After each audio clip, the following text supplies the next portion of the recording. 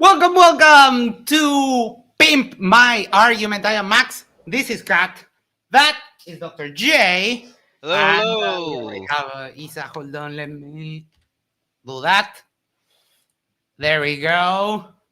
Who done it says it's 11 p.m. Do you know where your cat is? Yes, I do know. He was right here with me. Who done it? I sent you a Discord message when you get a chance. Get back to me, please. I think it's time we establish the Yerba Mate Talks membership. Discord, I mean. How are you guys doing? Doing well. Doing well. Awesome. Doing good. CrossFit was brutal today, but I'm recovering. Oh yeah, yeah. You look like you're melted into the chair. And let's give Isa a moment. In the meantime, I will tell you, it looks like I found a US vendor that will be able to sell to you guys branded mate kits. The mate itself with a little Yerba Mate Talks logo, and also thermos and bombillas and yerba. So I'm working on that, working out the details. So we should have news about that very soon.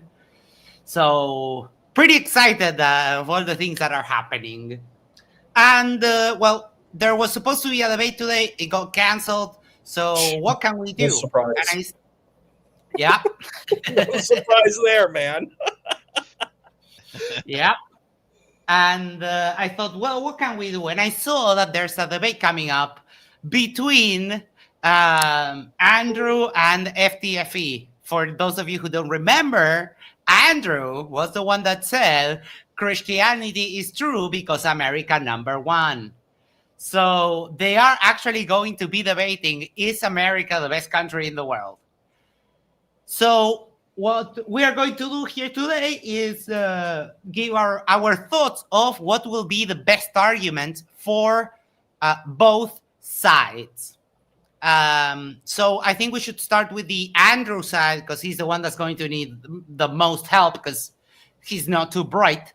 So let me hand it over to Dr. J. What would you think if I asked you what it would be your best argument to affirm that America number one? Some evidence that we could consider. I think there's a whole bunch of it. I've been thinking about it all day. But one thing you could consider, I think America is the place that most people want to immigrate to. I would guess it's the most desirable place that people want to move to. Am I right about that? You could possibly fact check on me on that, but I think that's true. Okay, so So if we're number one, possibly a piece of evidence because lots of people want to move here. Not just poor people from neighboring countries that don't have anywhere else to go, but people from all over the world want to move here. Mm-hmm. So I'd say that's a piece of evidence. You think that helps the case at all? It does. I do think, however, that that argument needs a little bit more refinement. Why is it that a lot of people want to move? Well, because there's the prospect of acquiring wealth, right? There's the freedom aspect of the U.S. and we're going to kind of ignore the current administration because right now it's a little bit eroded in a sense. But I think with a little bit more, laying it out, more formalizing it, I think it's a good starting point. Mm-hmm. And we were talking with Dr. J. What criteria can we use to measure? And as far as we kind of discuss, let me pull up my Discord 1 second. Yeah, we discussed things like we were discussing going back and forth, like, well, is having a high reading level important? Well, it's a data point. We agree on that, right? Like it's a data point, but obviously it's not the most important thing because North Korea has a super high percentage of people that can read there, and I don't think anyone's saying North Korea number one. So it's just one data point. So you're trying to kind of decide what we thought was. My last point was like a way I was trying to think maybe that was simple without it getting too terribly complicated was if I was going to be born in any country, I couldn't decide gender, which family I was born into. I could make no decisions. Only decision I could make was which country would I want to be born in. I think that I don't know if that would win the argument necessarily, but it would be a factor, right? Like it'd be interesting. Yeah, Like, I don't want to be born in Iran, right? Like I think that would like right. be on my list. What I would, for example, if you made that argument against me, I would label that as extremely subjective. It would be very hard because we're all kind of cultural conditioned of what we Right, like, right? You're going to be like, well, you guys don't have any good mate, yerba mate in the U.S. I right. would never want to be there, right? So it would be a little tough to say that's the end all Hmm. be all, but something I thought Yeah, about. and personal biases come into heavily into play, and cultural mildew. Your family, if you're, I don't know, son or grandson or daughter of immigrants. So I think there's way better arguments to make than that. It could, you could pile it on. So for this position, I think that a list of things would be better than just making one argument in favor. What Uh, if you what Go ahead. sorry, before we switch that, so what if you made it so you had to be born in a country, but the country you had to pick wasn't a country that spoke your language or it wasn't your culture kind of? Who would you pick? Right? So I can't pick Canada. Who would I choose? Mhm. Because then you would kind of strip some of the sort of like, well, obviously I kind of want an American feel to it because that's what I'm used to. Anyway, that could be another way to think about it. I don't know. Right. So Isa. I have a list of things that you could make, but you would need to make a multi-prong approach. It can't be just Yep. one thing. So things I would use is actually have a unique place, and some of it came up in the debate. I would say America is an innovative hotspot. Silicon Valley's here. We develop a Yep. lot of amazing, cool things that come out or right out of America. We have a melting pot of cultures. So we're a country that is so diverse. Many different kinds of spaces exist here. We're not homogenous. So that's like a really cool place. You're going to have a place like a Chinatown. You might have like a little India town, like in Edison, New Jersey. Like you have all of these kinds of things. So we Mhm. have a lot of multiculturalism. Another type of thing we have is we are a fashion hub. We produce a lot of fashion. We create movies. So we're a trendsetter. So we produce a lot of like you know a lot of really cool types of things that people emulate around the world. They love our movies, our music, and our fashion. Another thing too is that we have a lot of scientific breakthroughs, like NASA, for example. I'm not sure that Andrew would go with that, but He's we the have flat earthers, I innovations in know. medicine, technology, space travel. We have top universities like Harvard and MIT and Stanford. Um, we are very resilient through crisis. We're resilient through things like 9/11 and the COVID-19 pandemic. We were able to kind of overcome these very difficult, arduous things that came our way. This is something that could be used as an argument. Um, we've had a lot of really powerful movements like civil rights movements that have really been transformative. Things like suffragist movement and gender, and a lot of other countries use our types of movements. They use our like first wave, second wave, third wave. This is an American type of thing, so that's something that you could use. I'm not sure Andrew would want to be interested in talking about like equity and equality for people, but that's something you could use. Here's one thing Right. that Yep. Andrew might use: superpower status. America is seen as this great global superpower. The U.S. military is one of the strongest in the world, and it ensures national security, and it plays a key role in global peacekeeping. So this idea that America is a really big power player in the entire world, so that's super important. Um, America has the world's largest economy. I mean, we know the counter to that, but we're using what is in the situation. And the big thing of why people come is the idea America has opportunity. So a lot of people come to America because they think it's, the land of golden bricks. It's an opportunity that you can pull yourself up by your bootstraps and you can make it. You can take a life that might be really difficult. Like India, for example, is not a very socially mobile place. You're kind of stuck. Like Mm-hmm. whatever track you're in, you're stuck on that track. But in America, you could, like, take me, for example. I've done multiple careers. I have multiple degrees in different types of things. I've been a special ed teacher, social worker, professional in comparative religion. I've done all of these different tracks, and I could do that because I'm an American. That's something you could say. What else? We have cultural reach, global leadership, superpower status, innovation hub, large economy, opportunity. Let's see, what else do I have?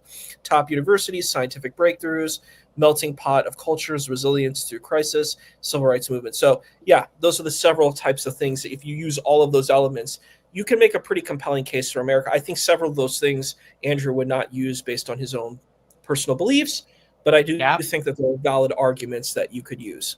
Yeah, and to jump on like the military stuff, I know America gets a lot of crap for our military, but if you think about post-World War II, we have been in a time of incredible overall peace in the world. Like, just incredible. And who has been maybe the main driver of it? The U.S. Because if anybody has stepped out of line, we have a military that may or may not be more powerful than the rest of the world combined. We're certainly the most powerful military in the world. So the peace since World War II, you could argue, is incredibly not, while America not being perfect, it's been one of the most peaceful times in human history, and America has a lot to be thanked for. Yeah, conflicts have been kind of localized. Mm-hmm. The counter argument that I would do for that is like, yeah, but who gave America the right to police the world? And that's a fair counter, because there has been some instances of completely fumbling a bunch of stuff. But don't let perfection be the enemy of good, right? Like, it's been one of the most peaceful, prosperous times in human history. Yeah, that is true. That is true. What, trying to see what potential counters have for those arguments. I think we can go into those. I think Issa's talking about culture is really good too. Yes, that one I love. The world is super I don't know about dependent, but gets a lot of culture, and economically really dependent on us. Like, I mean, if you think about all the things in Uruguay that I saw, how many of those were invented in America? Like, quite a few of them. And every country I go to, that's the case. Not all, obviously. People in other countries make inventions and do things, but America is incredibly innovative. And to jump on Issa's also saying about how we have so many cool cultures in America. I had a Brazilian exchange student live with me, and guess where the best Brazilian food is in the world? In the U.S. It's in the U.S. Yes. Yep. He says they sell all of their best meat from Brazil to America. So if you want the best Brazilian food made by a Brazilian, you would want to go to the U.S. Yeah, that is something that kind of also happens here, that we export a lot of great meat that we have. We don't. The local market is really expensive because most of it's exported. But yeah, I think the cultural argument would be great. But then again, Andrew he's not about cultural diversity. He doesn't value that at all. So what I'm thinking Andrew will say is wealth, potentially innovation, and he probably values freedom of religion for his religion. I don't think he values freedom of religion for everyone else. But I have a hard time believing that he's going to go down the actually better arguments. Yeah, right? yeah. He doesn't care that there exists little Haiti and little Havana, and that people can find sort of their own communities within other communities and improve everyone, because you get more variety of food, you get more variety of fashion, you get more variety of activities, kind of like music at bars and that kind of thing, which is awesome if you value multiculturalism, but I don't think it does. Mm-hmm. So I think one thing that's important too is kind of what I feel about this person. Is this Dragon Arts? Is that who it Yes. is? Okay. Yes. It's interesting that he's actually using a different cultural value, which is East Asian culture, which is I find fascinating that he probably isn't aware of that. Um, but he probably grew up just kind of the vibe that I get in a very kind of like an echo chamber of people probably from his own ethno-cultural background. And he probably doesn't know much outside of that, which is Mhm. unfortunate. That is one of the downfalls in America. Yes, we're multicultural, but if you're not like in metropolitan places like New York and LA, there's a good chance that you may be in your own little suburb, in your own little echo chamber, and you only really know about your own culture, which can be a difficulty. I've seen it because I'm a globe traveler, and I've been to also a lot of different places in the United States. And some places are really, really diverse, and some places are just echo chambers where people just all believe the same stuff. Mhm. So I feel just the vibe that I get from him. He said he's in an echo chamber, and like the way that he was talking about America, I'm like, you think that all of these people are Christian? They would not be Christian according to your standard. A lot of them would have been considered heretics. I'm just being honest with Yeah. you. A lot of them would have were kind of considered Unitarian Christians. The first real Trinitarian Christian we see is Andrew Jackson. That's the first president that really. Abraham Lincoln was not a. He was like a spiritualist. Some argue maybe he was a Christian, but he was definitely like a spiritualist. So like he would have not fit the traditional Christian bill. A lot of our presidents didn't until like more modern times. So to say, oh, like George Washington was a Christian, that's debatable. Or you're an evangelical, a person who really believes Christianity means one thing. Like a Unitarian is like considered as a heresy, even if you believe Jesus is like this great, amazing dude.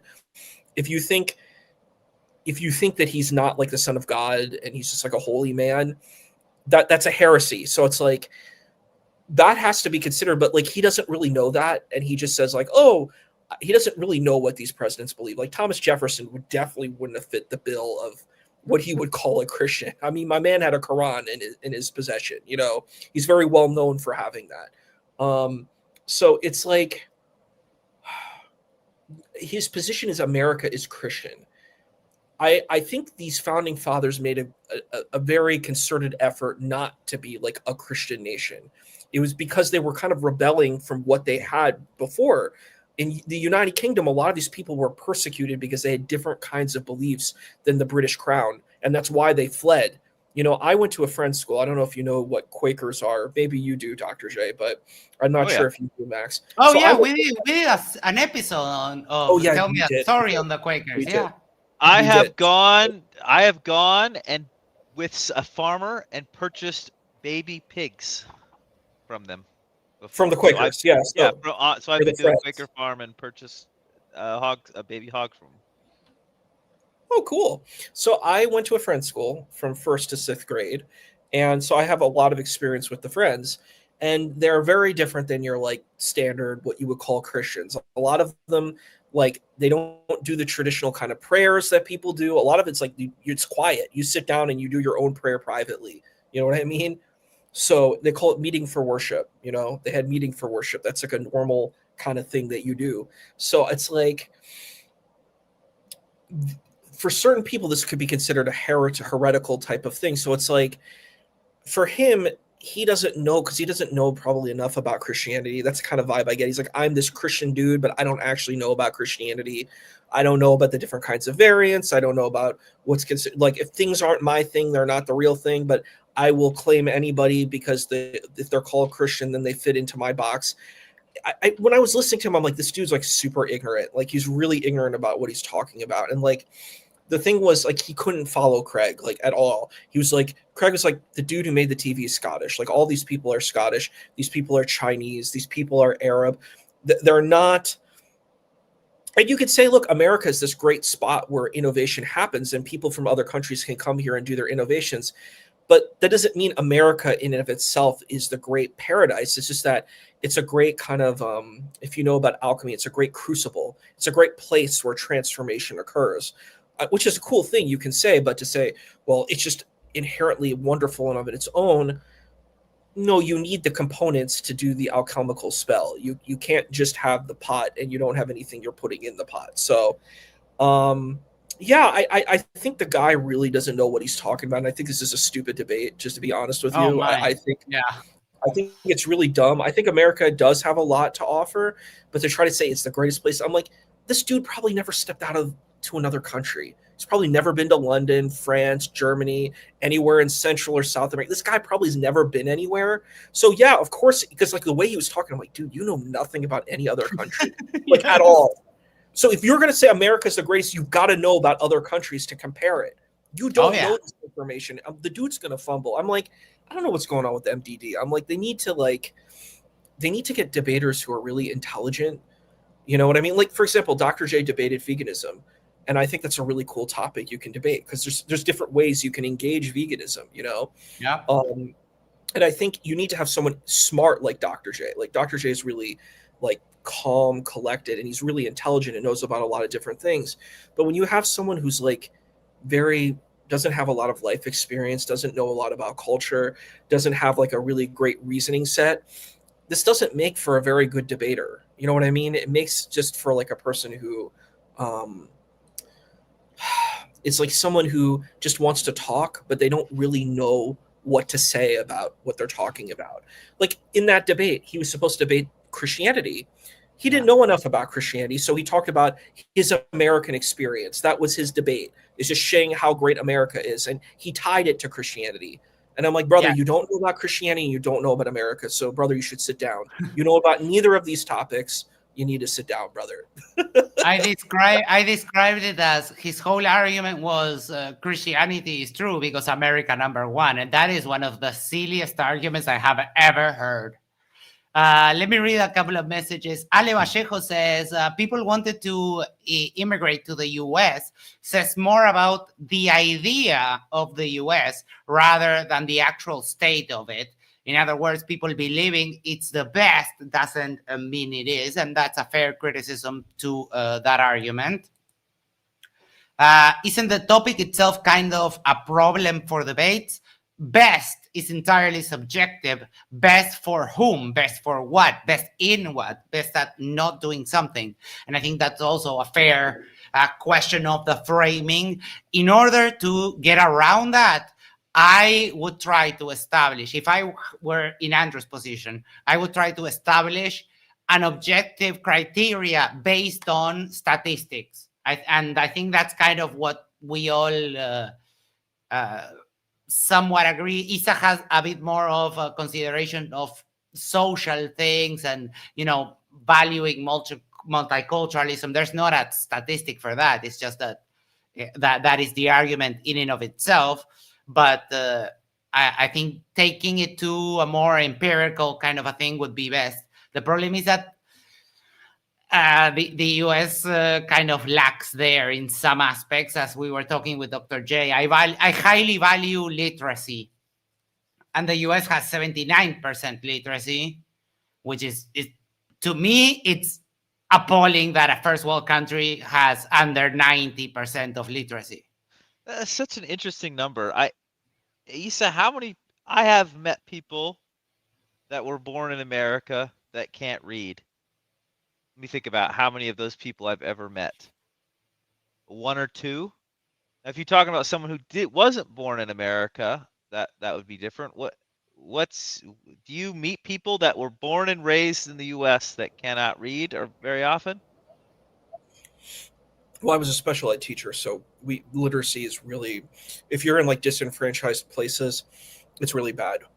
They have really bad education systems in certain places. So it is. There's like one girl. There's a story about a girl who passed in honors, but she was in like how do I put this, a low socioeconomic status school, and she passed because she couldn't read or write, but she listened to like the audio, and that's how she was able to do it. She was able to dictate and use audio on the computer, and that's how she passed. So with technology, you can actually get away without knowing how to read or write. Yeah, It's crazy, but it's possible. I'm not saying it's impossible. I mean, the person who told me how they did it, they basically figured out a way to cheat or whatever. But it's just you would that number gives the impression you're going to walk around and 1 out of 4 people you meet won't be able to read, and I don't know where those people are, but they're not anywhere I've interacted with too much. You know what I mean? I was trying to get a finger on where they I would are saying I that. would And guess The Appalachian Mountains. most, I would say the Appalachian yeah, Mountains. I would guess mostly like rural America, heavily away from populated centers and I so mean, on. I grew up in Nebraska. I knew people in western Nebraska in small towns, which is like the middle of nowhere. Small. When I lived in Kansas, I lived in a small town, and basically everybody there could read. So I'm just not sure what the standard is too. Is it reading to a certain level? Do all the countries have the same criteria? Because that number is just hard for me to believe. Um, that it just seems like, because then if I'm going, so if my experience is like 95% of people I've ever met can read, that means Appalachia, it's got to be like 70% of people can't read. That seems, I mean, seems hard to believe. I can read you the National Literacy Institute. One sec. Says 79% of US adults nationwide are literate in 2024. 21% of adults in the US that are literate. 54% of adults have literacy below 6th grade level, 20% below fifth grade level. Low levels of literacy cost the US up to $2.2 trillion per year. So my understanding is the newspaper is written at a 4th grade level. So are we saying people that can read the newspaper are illiterate? Is that what that survey would say? Uh,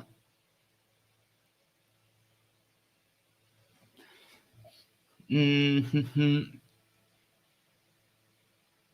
No, I think the first percentage is 79 and 21. I think that is like the absolute, and then they go into the specifics of measuring. Of that 79%, 54% of adults have a literacy below 6th grade, and so on. So they're saying that the Look, 20 there's a caveat here. okay. 34% of adults lacking literacy proficiency were born outside of the US. Oh, yeah. Well, that would make The sense. US ranks 36th in literacy. Because if you were born outside of the US and you came to America late, like are you good, like you might be good at reading and writing English, Max. You probably are. But was it which Excellent. direction but you could see how it would be pretty easy for an immigrant to not be any good at reading, right? They might get the Yes. language down. So that would Yes, that's why I kind of made the caveat that, yeah, you have a lot of people who get counted in the statistics, but English is their second language. right, which Yeah. North Korea is not going to have that problem. North Korea doesn't have that problem, yes. And also, North Korea is not They the just lie example. about their No, stats. yeah, they can lie about their stats, and also, like, it's probable that you get forced. I mean, it's probable. No, I think that you get forced into the education because that's part of the indoctrination. So it would make sense that they would do. I would compare with Cuba, for example, which also has close to 100%, and is a very, very poor country. But But they do have close to 100% literacy, 99.7. and they don't have immigration there either, or well, I mean not none, They do. but not too high, right? Or do they have people immigrating from non-Spanish speaking countries? Um, I Immigration into US statistics. 1 second. Migration to Cuba. Okay.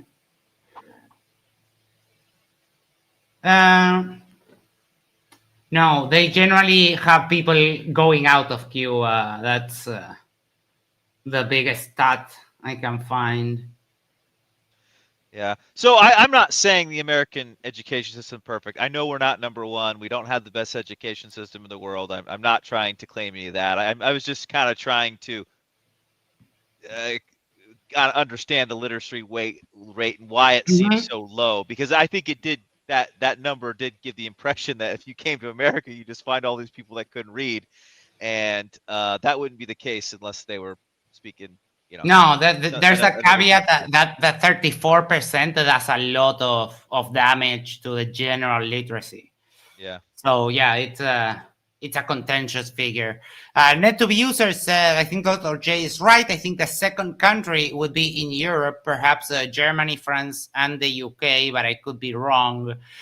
I would lean more towards the Nordic countries. Those are the ones that have the happiest indexes. And I believe there's one among the Nordic countries that they actually had to shut down their prisons because they didn't have prisoners. Ali Vallejo also said, I would counter that peace and prosperity has more to do with the modernization of the world rather than the US. The US has played a big role, but I wouldn't say the main role. I think when you're going to fight over the best country, you're probably fighting, say, you're going to put who in that bucket? America, European countries. I tend to agree with you, Max. Those Nordic countries do seem really strong as far as arguing that they're. I mean, is it Norway that's uber rich because of fossil fuels, right? They have all the money from. Yeah. Yeah. So they're able to have the huge fund which is super wise on their part. The way they handled all the money they got. A lot of people have wasted that money when they got them for fossil fuels. So they used it in a really wise way and created the sovereign wealth fund, and so they're very wealthy country. And they invested in back into the population, not in the hands of some oligarchs. I think that's a huge difference with the US. Well, are you talking about fossil fuels specifically? Yeah.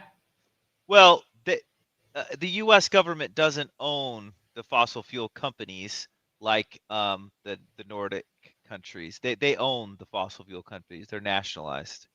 Right. So that's what I mean. That having kind of oil wealth, but having it be nationalized and pouring a lot of the profit back into the country for the population, I think that is a great move. Yeah, I mean, it lifts everyone up. Yeah, fossil fuels have made not just. I mean, they made Standard Oil rich or whatever, but it's not like other, America, besides just the rich people, have also benefited from it. I mean, we usually go around and teach everyone else how to drill for oil. When a poor country finds oil, usually is us or Britain or whoever. I don't know, that may have changed, but in the old days it was like us or Britain who had to go drill it for you because we were the only ones that knew how, and and had the equipment how to do it, and that was pushed on by private industry. And I know, so my brother worked for years for Koch Industries, and they were oil refinery company, which I do not like Charles Koch and all that. So I don't know if you know who he is, but he's a big Republican donor. Nope. So I'm not a fan of their politics or anything, but yeah, I mean, regular people, quote unquote, benefited from the oil industry a lot. I mean, basically in Wichita, Kansas, one of the main places that a lot of people strove to be able to get a job at was, Koch Industries, which is an oil refinery. So I understand that generates high value employment and so on, but the growth of the profit goes to the oligarch and not the way that Denmark it gets back into the country. I think that Norway, is a better move. I think Norway. Sorry.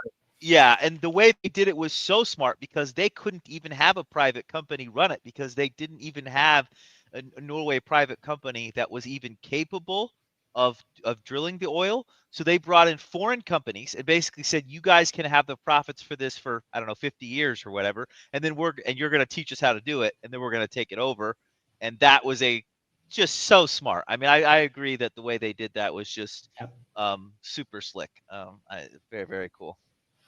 So, do you mind All if I right. I'll pimp Craig's argument? I'll pimp- Yes, let's move to Okay. Craig. All right. So what I would do is I would say, you say America's so great and it's so awesome. Why are you number one in our incarceration? You Oh, incarcerate your own people. When people get incarcerated, they can't vote anymore. Do you know about the 13th Amendment? That circumvents it. You have basically your prisoners are slaves. Wow, that seems really crazy for a First Nation. Also, aren't you involved with a lot of crazy things? You've basically deposed many leaders, like the leader of Iran. You complain all about Iran, but you created Iran. You created ISIS. You created Taliban because of your interference. You say you're a superpower. You've created all of these problems around the globe. The only person to blame for all your woes is yourself. You've created all of these problems. Man, you talk about civil rights. Your people, your black people were second class citizens in your country. Didn't Chinese people build your railroads? Who are you to say that you're the city, you're the land of prosperity when you've created all of these problems?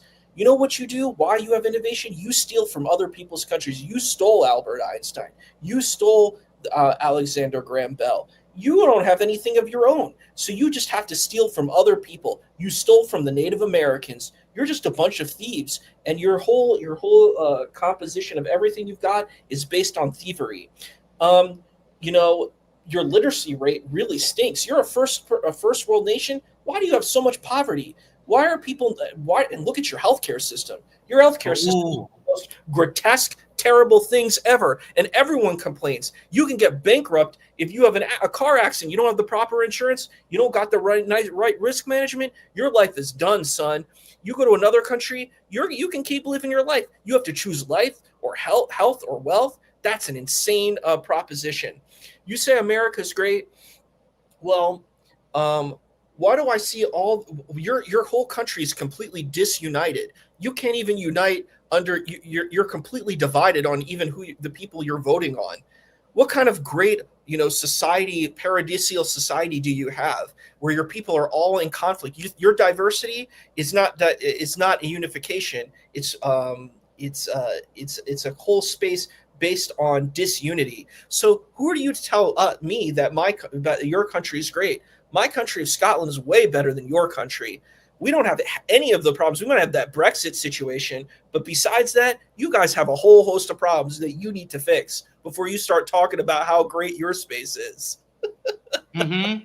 Yeah, I think that sums it up pretty well. Well, Dr. J, what would you think if you I were on I the don't other I side? I wouldn't go with the you've historically done a bunch of bad stuff going back too far because all you have to do is pick a different date and every country is really really bad, right? Like I was arguing with Max, not arguing, but we were kind of discussing over Discord, which is sort of hard to do, typing and it's slow. Like Yeah. all of Central and South America are colonizers, our ancestors of colonizers. Almost everybody. Listen to this guy.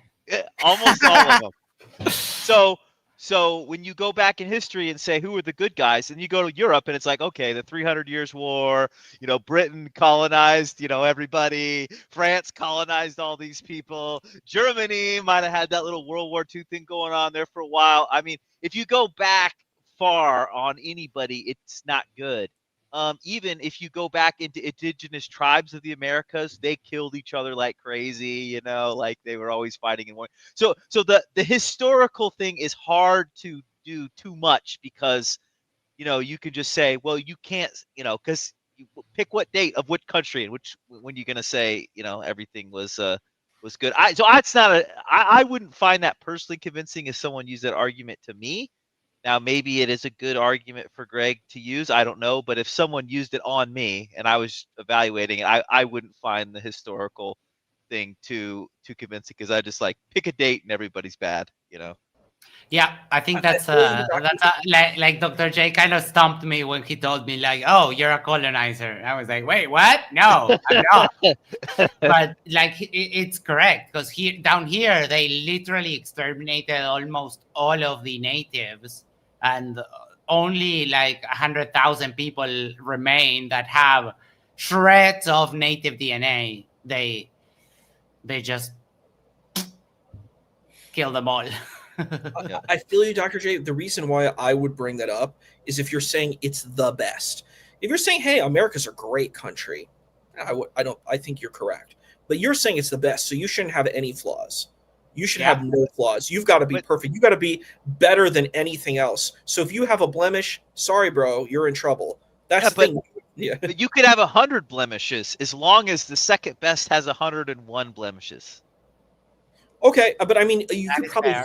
but you can probably find countries that don't have these kind of blemishes. Like you could probably find like a tiny small country that doesn't have these problems that America has because it's such a big nation. You could pull that out. You could pull that card out. I think there's a way to find countries that don't have nearly the issues. Like look at Costa Rica. I don't think you're going to have, half of the issues. They took they don't even have an army anymore. I like that. No, they don't. I went to Costa Rica, Pura Vida. I love that. So Costa Rica, and it didn't have the Japanese situation of why they don't have an army. Costa Rica didn't. They chose on their own to do that. So Yep. And why do they not have to worry about getting attacked? NATO. Yep. And who's the main funder of NATO? Yeah, the US. I mean, you can say all of that. I'm just saying, even if U.S. is a part of that, the point is that Costa Rica doesn't have those blemishes. That's the only argument. You're right. Yeah. That the reason why they have that America could be definitely a part of that situation, but they don't have those physical blemishes that you see. Like the United States has a lot of. It's not just one or two or three things. It's a lot of things, like Agent Orange. Like you have a lot of problems that the United States can't really just walk away from, like the deposing, like in Panama, where they deposed the leader. Like America's been involved with a lot of kind of real shady business, like the Nicaraguan Contra. There's a lot of problems historically. My experience though is when I dig into any country's history, though, it's just always a disaster. You know what I mean? It's just always a disaster. You know, and I know we know America's because we live in America. You know, Max is super American fluent or whatever you want to say, but Americas. Yeah, that's right. Every country's bad. So the tactic I would actually tend to go with, that I think I would lean on pretty hard, and you guys can tell me if I'm wrong. I would lean really hard on like the happiness index. Yeah. Because you could say, yes, you're the richest. Yes, you're the most powerful. Yes, you're providing peace. But and maybe that's depending on how much you weigh the peace thing, that's good. But you can't seem to turn that wealth into happiness as well as the other countries. There's other wealthy countries that turn that wealth into happiness in a better way. And I think you can have a lot of the benefits that America has as far as, being wealthy and, whatever other cool stuff that we do here and some multiculturalism, but you should also be able to crank up that happiness meter. Therefore, yeah, maybe you're better than, some other countries, but, I don't think you're better than these countries that are able to turn their wealth and prosperity into happiness. So anyway, I would try to lean kind of heavily into that. Yeah, I think that's a fair that's a fair criteria.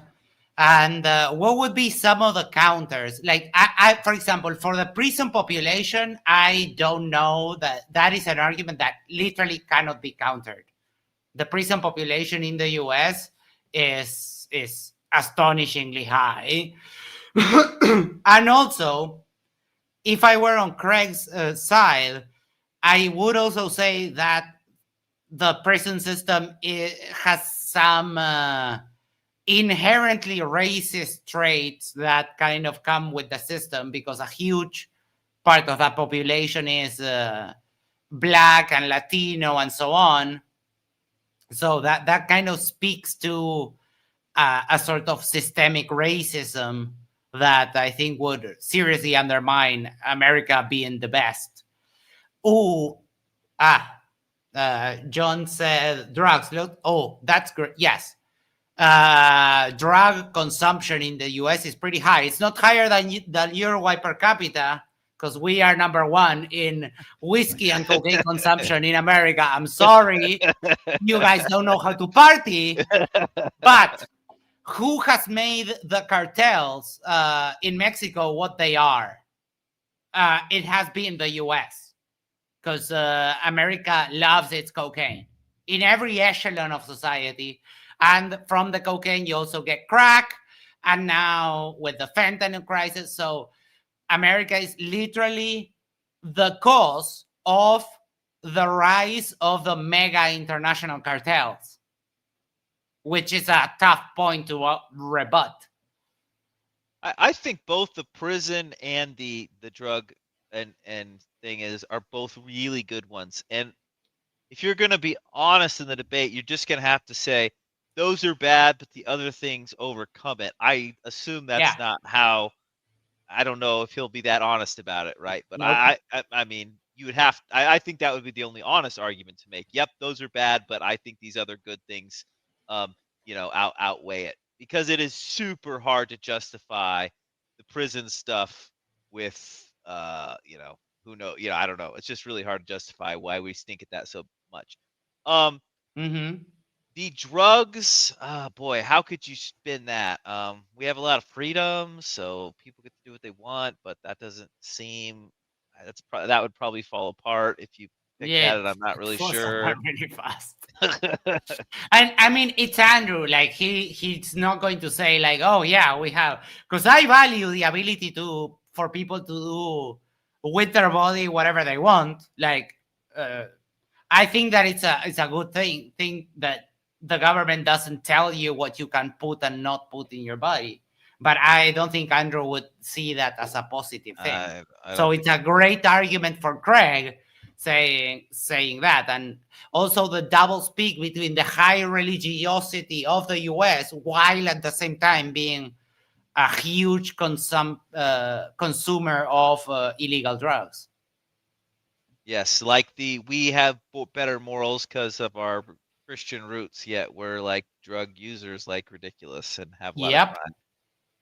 Yeah. NetTube user, and I think this is going to be Andrew's whole argument. His open is going to be America! Fuck yeah!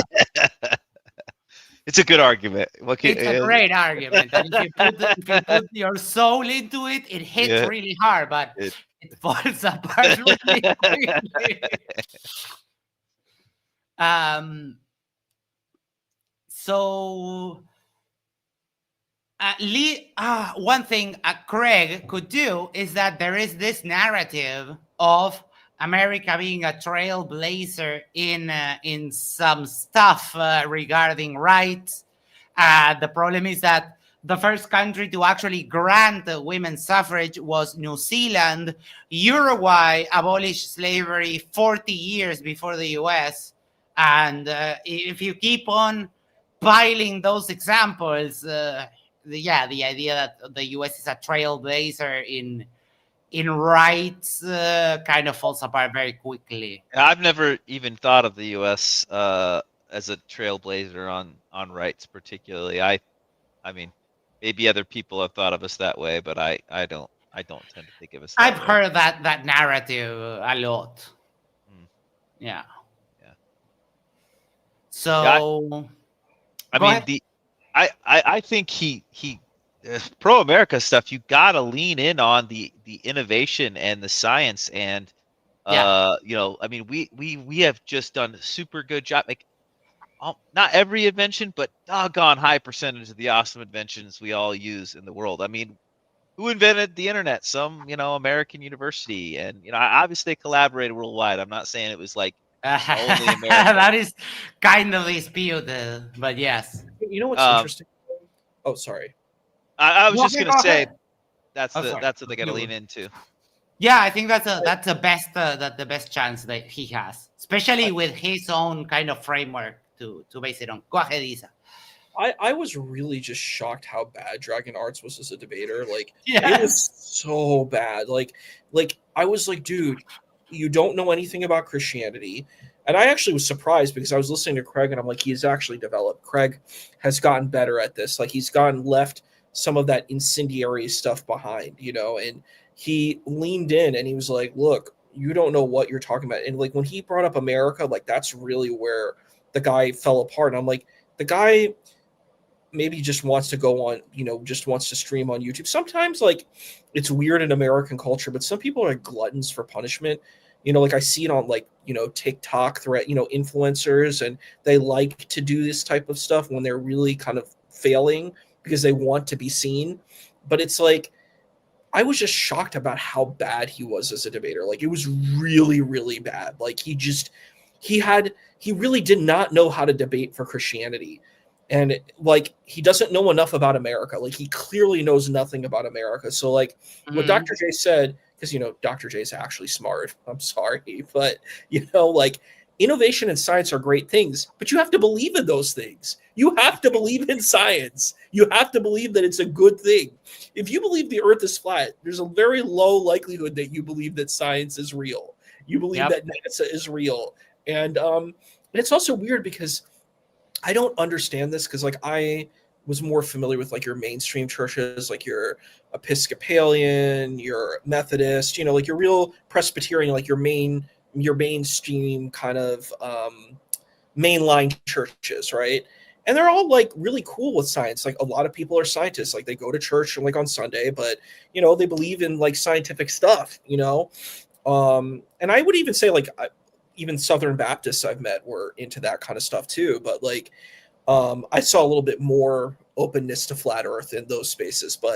Um, but like in general, it's really weird to hear about Christianity and like this rejection of science. But this guy is like the full package. He doesn't believe in these things. So I'm like, how are you going to defend America when you don't even believe in what America's doing?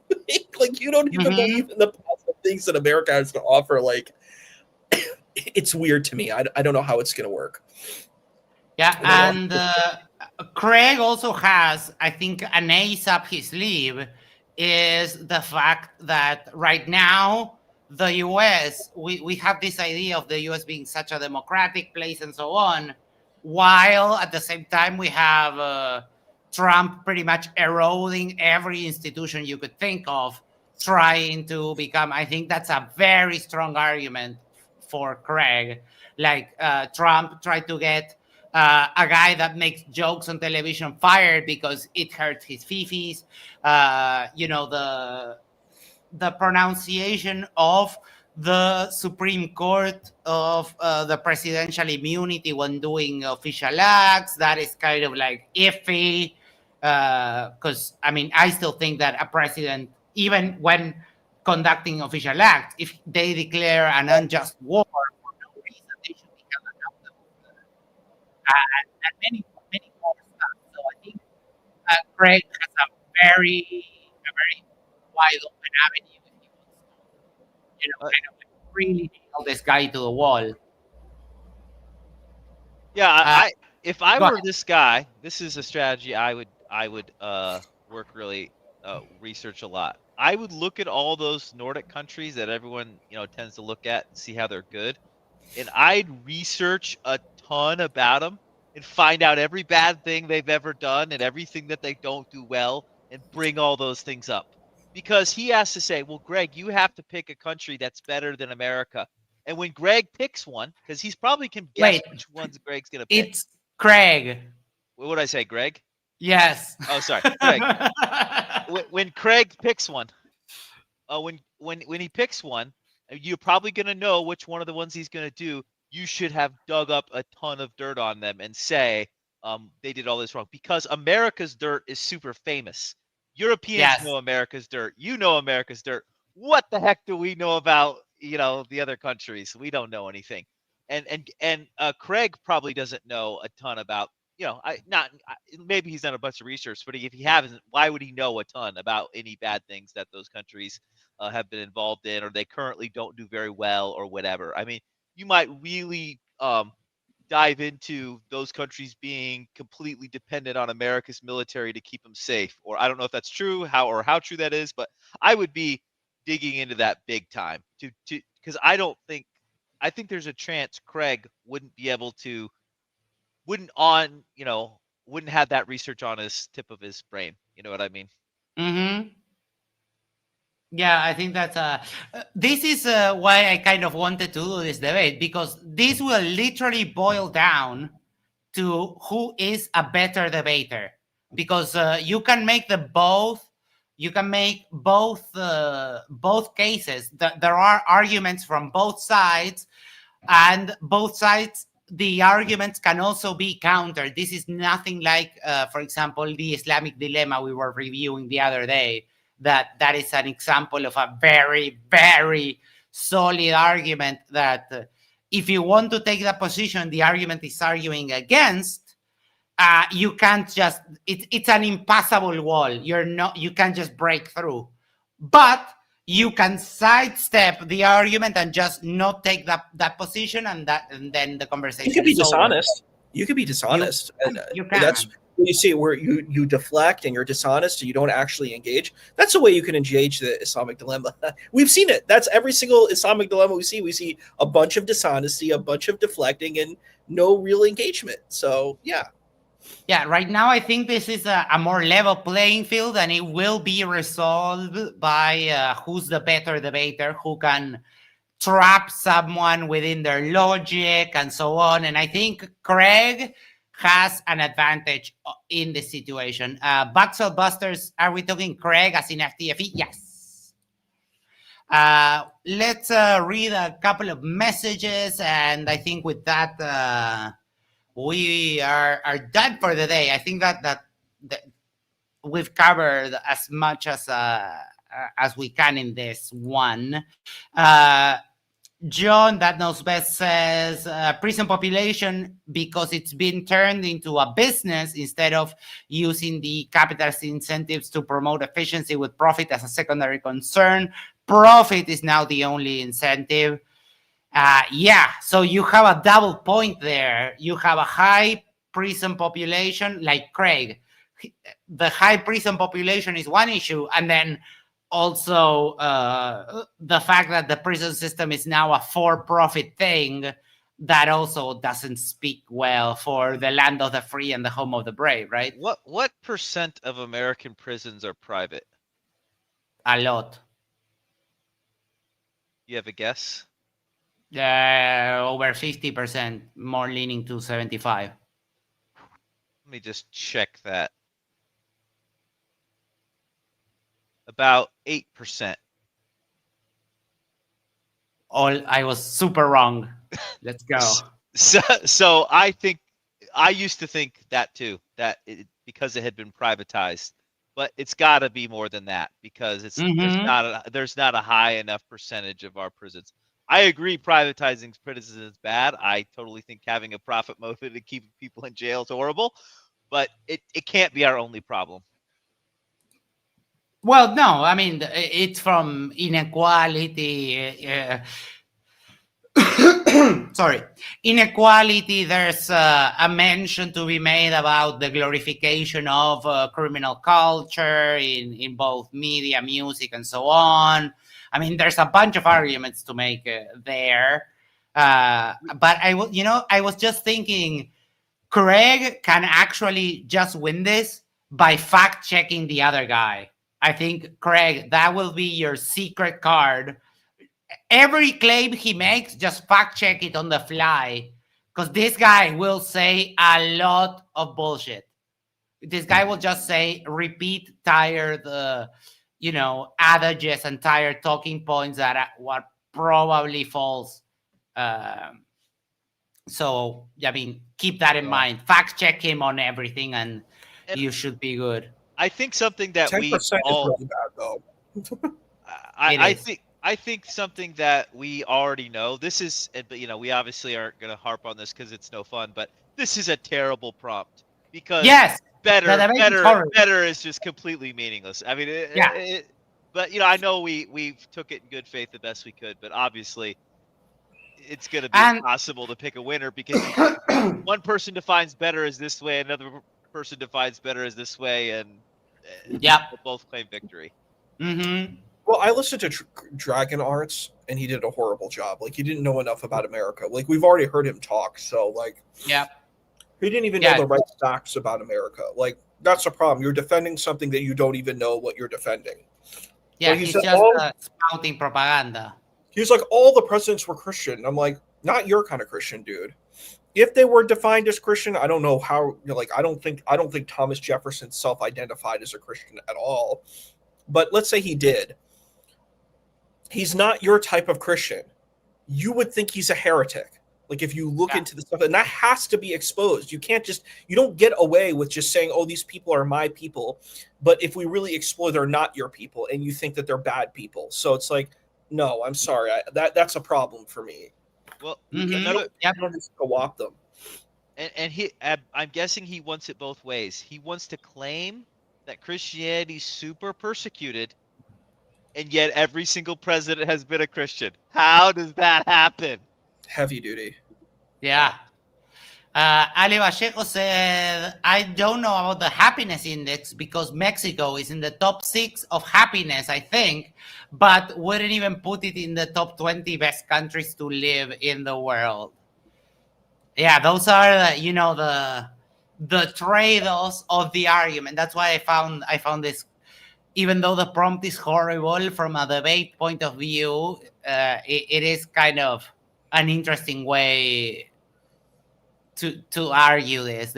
I don't know. There's something there. What's his bucket should absolutely do everything he can to completely discredit the happiness index. He should you should just throw this out. Look, find some anomalies. He should absolutely do everything he can to discredit it if he wants to try to win the debate.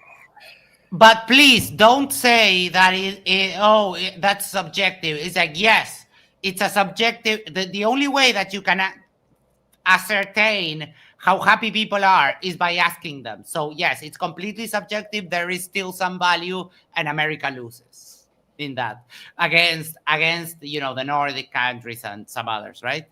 So whodunit, I'm not sure how you could be considered the best country if you repeatedly quash any attempt at a governing style that could outshine you. Seriously, try socialism and the US will come knocking.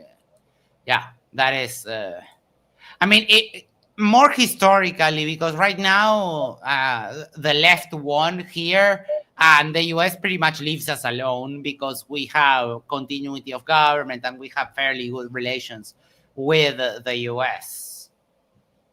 NASA Security Force said the US was the best. It's not that way now. And Ale Vallejo, fun fact, Mexico lost its territory to the US because Mexico outlawed slavery, but the Mexican states with a lot of US people didn't want to get rid of it and started a revolution. Yep. And now Trump calls the Gulf of Mexico the Gulf of America, but to the rest of us, it's still the Gulf of Mexico. Matt, your prison talking point is, in my opinion, too. I worry with a homeless becoming illegal in America will imprison the homeless and use the term for for farm labor to replace the deported immigrants. Fair, but it's a little bit speculative. Ikil Daryl says, Dr. J, I looked into a few things since we talked. You were right about the money leaving the country not being a real problem. Just wanted to tell you I did my due diligence. Very, very good on you, Missy. Doing your own research. I applaud you. And finally, Zumi, I vote we rename the Gulf of Mexico to Gulf of Release the Epstein Files. All right. We can do final thoughts. We kind of laid everything out. But let's do this. predictions. How will that debate go? I think that Craig is going to probably end up looking like he won. I won't be able to watch it past the opening arguments because of the style of argumentation, but I suppose I hope it doesn't just become a yelling thing. But maybe it will. But I don't know. I just I think Craig will win. That I'll just leave it at that. All right, Isa. Well, the problem is who Craig is debating. I saw Dragon Arts. Like I watched that whole debate. It was Me too. devastatingly bad. It was devastatingly bad. Um, we know, Craig's strengths and Craig's weaknesses. The difference between Craig and Dragon Arts is that Craig wants to develop himself. He wants to change, like he grows. I We know the kind of type that Dragon Arts is. My prediction is he's just gonna bring up the same points. He's not gonna adapt. He's not gonna grow. We're just gonna see the more of the same as we saw before. Where I don't think he's actually gonna research anything like Dr. J said. No. I have a strong feeling he's not gonna research happiness indexes. What he's gonna do is just come up with his own personal opinions, present those personal opinions, and to say, that's it. I love debaters who grow. We can make mistakes as debaters, but you got to have a trajectory of going up. You got to grow. The problem that we saw with someone like Daniel Hakikachu is we saw his Achilles heel. He's very good at attacking, for example, but when it came to growth of actually defending and doing that, he did not grow from his debate with David to Avery. That would have been really impressive to see him come with new arguments and try to grow with it. He just presented the same old thing. I have a feeling that he's going to do the Daniel, and it's just going to be, more of the same stuff. He's just going to make a bunch of assertions. He's going to make claims. He's not going to use evidence to back up his claims. He's probably not even going to have a PowerPoint presentation. Kind of have a feeling about that.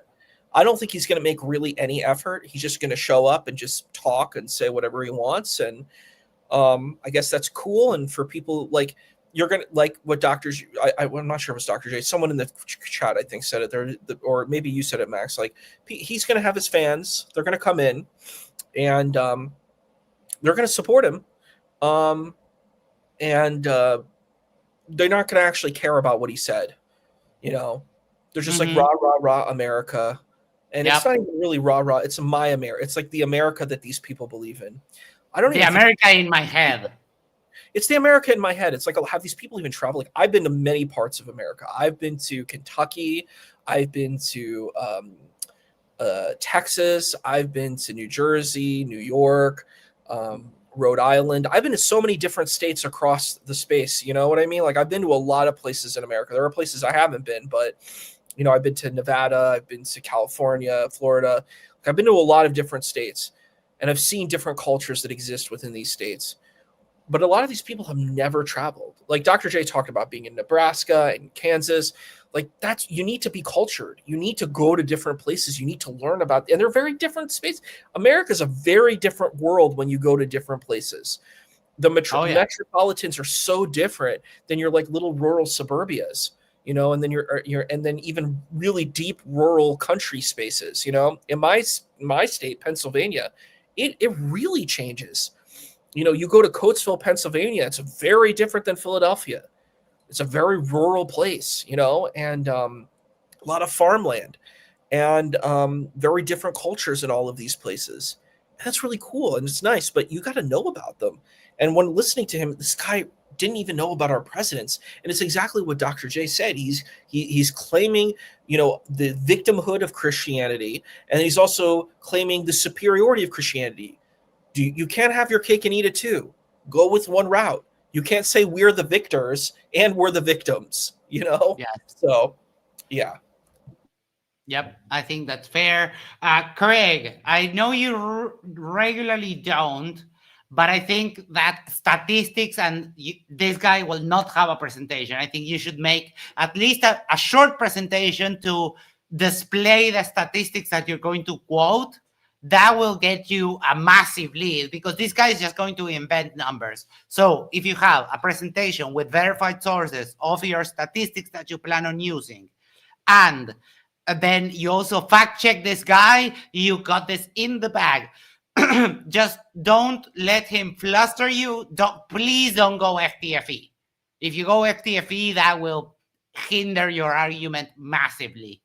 But I think Craig has it in the bag. I don't think Andrew is very smart in this case. And Whodunit, yes, it's not Andrew Wilson. It's another Andrew. He goes by Dragon Arts, martial arts, whatever. But yes, I hope that this video is useful to you, Craig. We're all very sorry about your mom. Sending you lots of hugs and hope that that it's all for the best. Craig's mom is currently going through some rough times.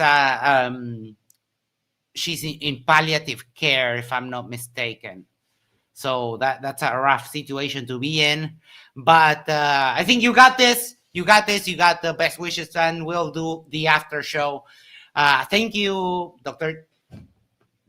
Thank you, Dr. J. Thank you, Isa. This was Pimp My Argument. It was a lot of fun. Thank you, everyone there in the audience. We'll catch you on the next one. Take care. Have a great night.